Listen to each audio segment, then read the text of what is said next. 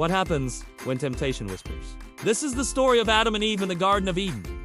This is Genesis 3, the beginning of the story. Do you know it? I'm going to read it to you. In the garden, God planted the tree of life in the middle and the tree of the knowledge of good and evil. And he told Adam, "You can eat from any tree in the garden, but you must not eat from the tree of the knowledge of good and evil.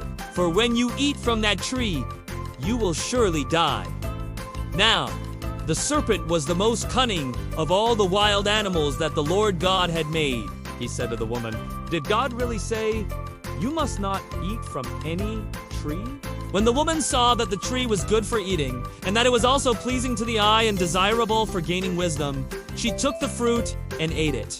She also gave some to her husband, who was with her, and he ate it. Then the eyes of both of them were opened, and they realized they were naked, and they sewed fig leaves together and made themselves coverings.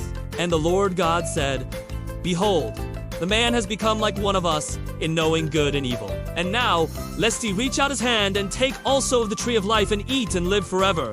Therefore, the Lord God sent him out from the Garden of Eden to till the ground from which he was taken. He drove out the man, and at the east of the garden, he placed cherubim and a flaming sword which turned every way to keep the way of the tree of life. So let me get this straight.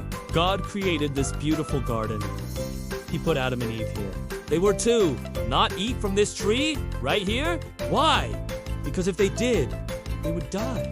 So a snake comes along and tricks Eve into believing God is holding something back from her. Eve then goes and grabs the fruit, and she eats it. And then Adam, being the amazing guy that he is, just decides to join her and eat it as well. And then what happens?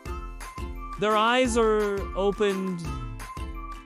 And what does that mean? Well, before they ate the fruit, they were innocent, right?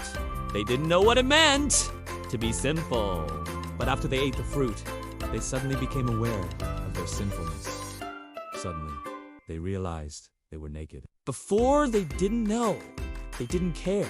But after, they were overwhelmed with this newfound knowledge of good and evil. So because they chose to disobey God, the consequence was that they were exiled from the garden, from God's presence. But there's hope. Even though they messed up, even though they chose evil over good, God still has a plan for them. God still has a way to redeem them. God still has a way to restore them. It's not going to be easy, but the journey starts with a choice, continues with a consequence, but ends with hope. What's your choice today? Will you choose God or will you choose sin?